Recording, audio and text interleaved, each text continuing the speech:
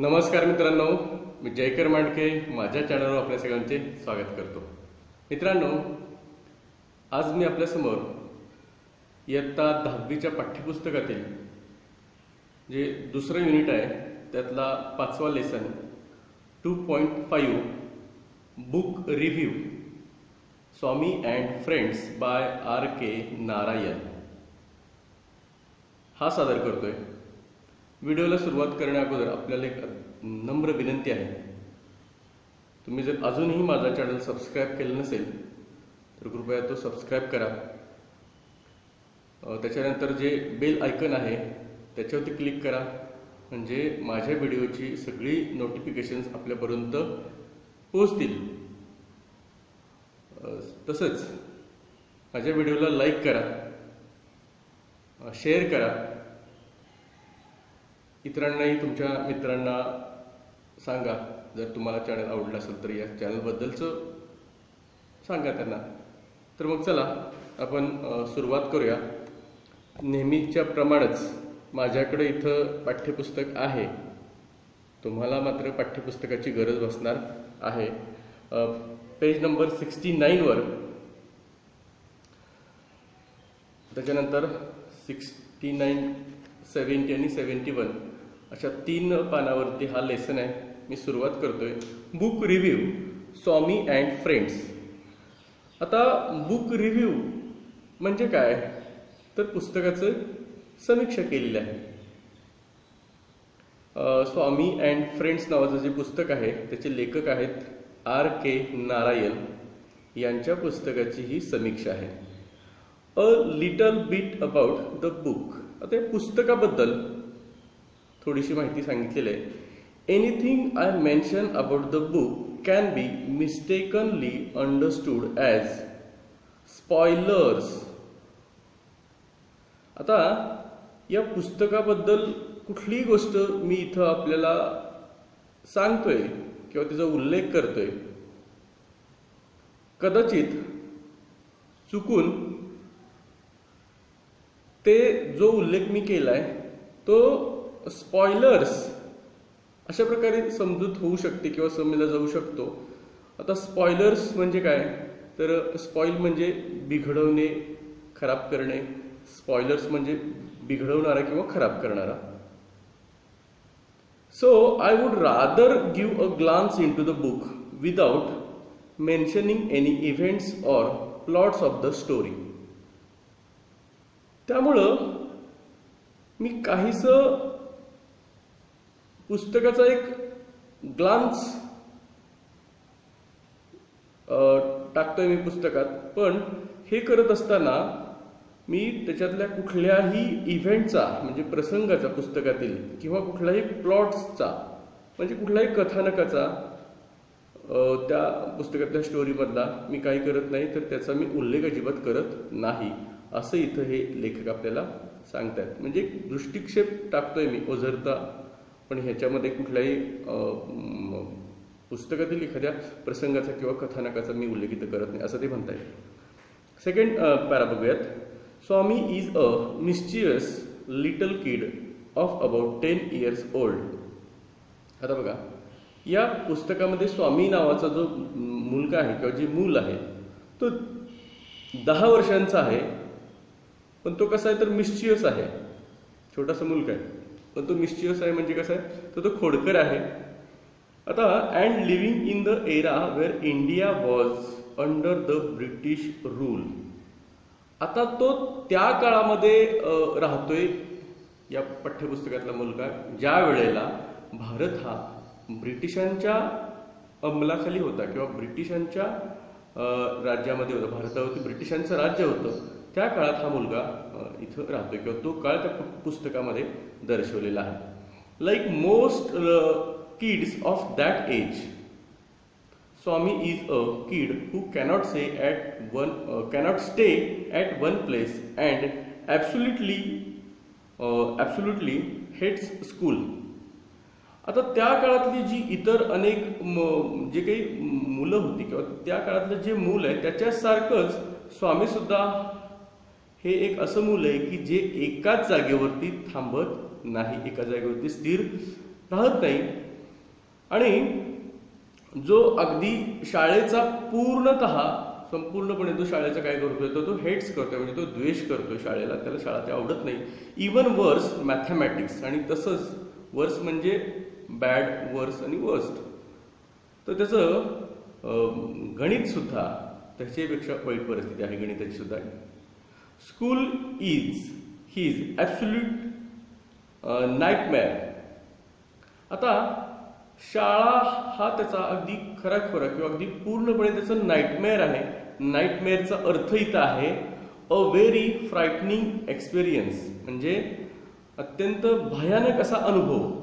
म्हणजे शाळेबद्दलचा त्या स्वामी या मुलाचा अनुभव जो आहे तो अतिशय भयानक किंवा संपूर्णपणे भयानक असा आहे.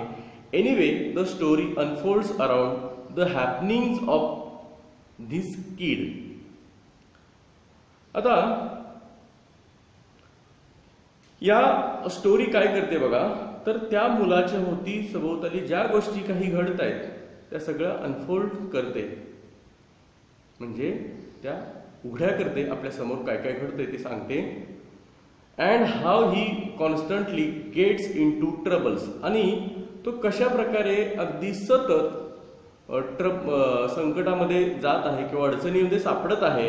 And gets a good beating from his father, आणि त्या मुलाला वडिलांकडनं एक चांगला भरपूर असा मार कशा प्रकारे त्याला भेटतोय हेही या कथेमध्ये तिथं सांगितलेलं आहे, की ही कथा आपल्याला सांगते. Swami is a talkative little kid and thinks that's his way of facing life. आता स्वामी हा एक टॉकेटिव्ह म्हणजे बडबड असणारा लहान मुल आहे, आणि तो जशा प्रकारे जीवनाला सामोरं जातोय किंवा जीवनाचे प्रसंग त्याच्या समोर येतात तशा प्रकारे तो काय करतोय, तो विचार करतोय. Talking himself out of everything, तो स्वतःशी बोलतोय, प्रत्येक गोष्टीच्या बाहेर जाऊन तो फक्त स्वतःशी काय करतोय, तो बोलतोय. But he does learn the truth and harsh वे.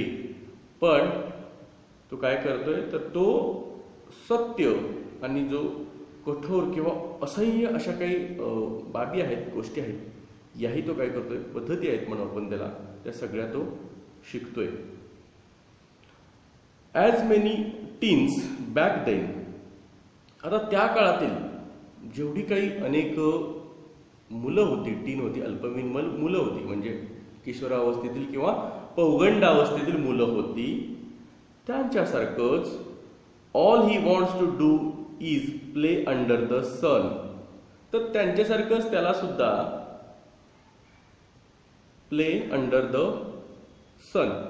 आता प्ले अंडर द सन म्हणजे उन्हामध्ये त्याला खेळायला आवडतं. किक समथिंग, कशाला तरी त्याला लात मारावी असं वाटतं. क्लाइंब अ ट्री, झाडावरती सुद्धा चढवायला त्याला चढू वाटतं. ब्रेक समथिंग, काहीतरी तोडावं, मोडावं, फोडावं असं त्याला वाटतं. अँड हरॅश संबडीचा अर्थ ट्रबल, म्हणजे कुणाला तरी त्रास द्यायला त्याला आवडतं. अनलाईक किड्स टुडे, अनलाईक म्हणजे वेगळं असणं. आजची जी काही मुलं आहेत त्यांच्या बाबतीत मात्र हा अनुभव नाही, असं इथं लेखकाला सांगायचं आहे. This in fact was the life of a typical boy growing up. आता हे सगळं जे घडत होतं वस्तुतः जसं खरं एखाद्या विशिष्ट टिपिकल मोडीदार मुलाच्या बाबतीत जसं घडतं तसं इथं घडत होतं, आणि तोच तो मुलगा त्याच्यातच तो वाढत होता. आता इथं ब्रॅकेटमध्ये आहे बघा, and in most parts of India steel is. जसं भारतातील इतर भागांमध्ये, बऱ्याच भागांनी, सर्वच भागांमध्ये जशा पद्धतीनं जे मूल वाढत असतं तसं तोही तो वाढत होता. म्हणजे बघा, एकसारखी विचार करण्याची, राहणी साहण्याची जी काही पद्धत असते ती सर्वसाधारणपणे एकसारखीच असते मुलांची, असं इथं सांगायचं लेखकाला. हा, technology isn't big in a kids life. आता बघा, तर तंत्रज्ञान हे कुठल्याही प्रकारची टेक्नॉलॉजी हे कुठल्याही किडच्या जीवनामध्ये खूप मोठं असतं असं नाही. All they want is to play havoc. फक्त त्यांना काय करायचं, हॅवक या शब्दाचा अर्थ आहे बघा इथं, हा, to prevent normal function and cause damage, म्हणजे टू प्ले हॅवकचा अर्थ आहे टू प्रिव्हेंट नॉर्मल फंक्शन, म्हणजे सर्वसाधारणपणे जसं चाललंय ते न घडू देता, अँड कॉज डॅमेज म्हणजे काहीतरी नुकसान करायचं किंवा अगदी नाश कशाच तरी करायचा किंवा काहीतरी प्रलय किंवा काहीतरी अनर्थ ओढवायचा, असं काहीतरी त्यांना करू वाटतं. म्हणजे मुलं छोटी मुलंही अशीच असतात. तर बघूयात, in what ways is Swami a typical boy in his growing years. त्याच्या वाढीच्या वयामध्ये स्वामी हा नमुनेदार किंवा वैशिष्ट्यपूर्ण मुलगा हा नेमका कोणत्या बाबतीमध्ये होता, कुठल्या बाबतीत होता. In this regard Narayan gets deeply in to the workings of Swami's 10-year-old mind. आता बघा, तर या बाबतीमध्ये म्हणजे स्वामींनी काय केलं तर अगदी लक्ष दिलेलं, नारायण यांनी लक्ष दिलंय काय या बाबतीत त्यांनी पाहिलेलं आहे, त्यांनी असं मानलेलं आहे की ते अगदी 10 वर्षाच्या त्या मुलाचं जे मन आहे त्या मनाचा त्यांनी अगदी खोलपर्यंत त्याचा विचार केला, त्या मनाचा ठाव घेतलेला आहे, त्याचा विचार केलाय त्यांनी आणि त्याच्यावरती त्यांनी काम केलं. म्हणजे एखादी गोष्ट लिहायची असेल तर त्यावरती त्याला काम करावं लागेल. Explaining explicitly how he thinks and what he perspective of the world is. आता त्यांनी एक्सक्विजिटलीचा अर्थ इथं आहे बघा. एक्सक्विजिट म्हणजे इन अ प्लेझिंग मॅनर, म्हणजे त्यांनी बघा अत्यंत उत्कृष्टपणे त्यांनी याचं एक्सप्लेन केलेलं आहे. हाउ ही थिंक्स, तो कसा विचार करतो, and what his perspective of the world is. आणि बघा त्याचा आता इथं पर्स्पेक्टिव्हचा सुद्धा अर्थ इथं आहे बघा, पॉइंट ऑफ व्ह्यू म्हणजे त्याचा दृष्टिकोन. आता त्याचा जगाकडे पाहण्याचा दृष्टिकोन काय आहे या आणि तो नेमका कसा विचार करतो या सगळ्या गोष्टींचा हे आर.के. नारायण यांनी अगदी खोलपणे विचार केला त्या 10 वर्षाच्या मुलाच्या मनाचा आणि मग हे पुस्तक त्यांनी लिहिलेले असं इथं त्यांना सांगायचं आहे. The reader does feel like Swami and gets very attached with the character. आता जे वाचक आहेत की नाही त्यांना स्वामीसारखंच वाटतं आणि ते हे जे कॅरेक्टर आहे स्वामी या कथेतलं स्वामी नावाचं जे काही कॅरेक्टर आहे त्याला ते काय होऊन जातात तर ते जोडले जातात, बांधले जातात as the story progresses.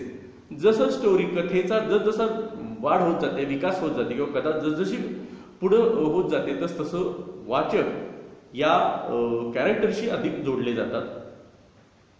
That's the magic of Narayan. आणि नारायण यांचीच ही खरी काय आहे तर ती जादू आहे.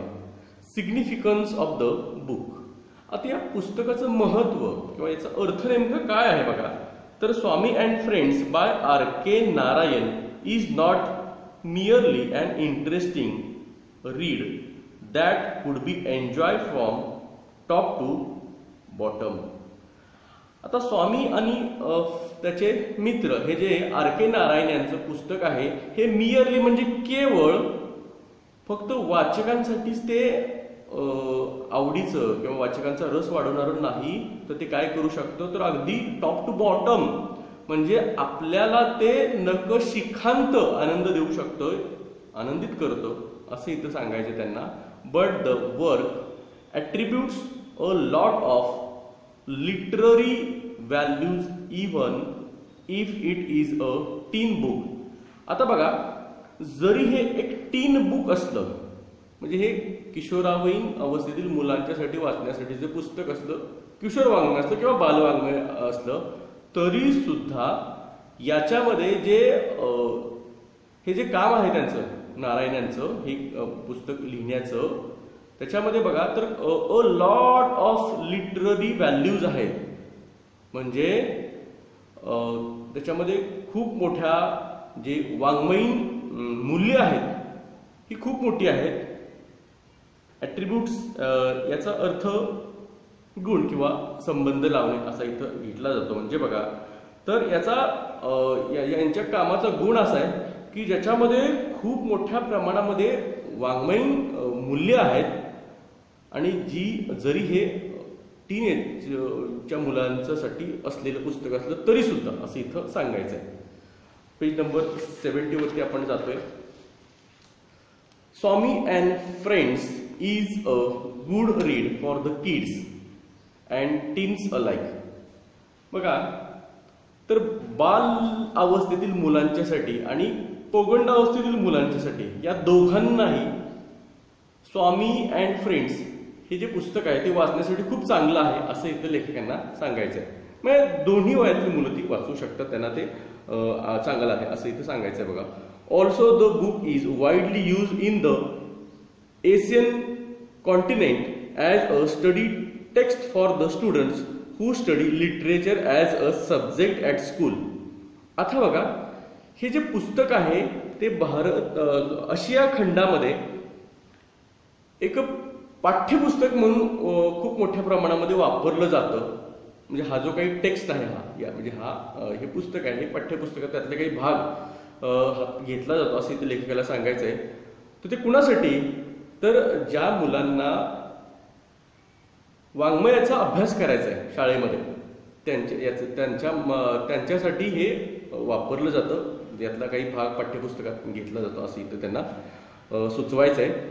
This does not mean that the book is filled with heavy grammar. आता बघा, याचा अर्थ असा नाही की या पुस्तकामध्ये खूप अवघड असं, जड असं, समजायला कठीण असं ग्रामर आहे, व्याकरणाचा भरपूर असा मारा या पुस्तकामध्ये केलाय असं याचा अर्थ अजिबात नाही. And technical jargon. आता टेक्निकल जॉर्गन या शब्दाचा अर्थ words used by particular professionals that others fail to understand. म्हणजे बघा, असे काही शब्द की जे विशिष्ट व्यावसायिकांमार्फत वापरले जातात मात्र ते इतरांना समजायला कठीण असतात. उदाहरण सांगेन मी, डॉक्टरांचे जे शब्द आहेत ते फक्त डॉक्टरी पेशातील माणसांनाच, म्हणजे मेडिकल लँग्वेज ज्यांना परिचित आहेत त्यांनाच ते पटकन समजायला सोपे जातात. कोर्ट लँग्वेज जी काही आहे, वकिलांचे जे काही शब्द असतात किंवा कोर्टात वापरणारी भाषा, हे आपल्याला सर्वसामान्य माणसांपेक्षा ते शब्द वेगळे असतात. या दोन व्यवसायांची मी उदाहरणं दिली, यांचे शब्द इतरांना समजायला ते खूपच अवघड किंवा कठीण जातात. ही वस्तू, इट इज फॅक्ट. तर असंही काही नाही की ते त्याच्यामध्ये अवघड असे शब्द आणि खूप मोठा ग्रामरचा मारा त्या पाठ्यपुस्तकात केलाय, असं त्या पुस्तकात केलंय असं अजिबात नाही.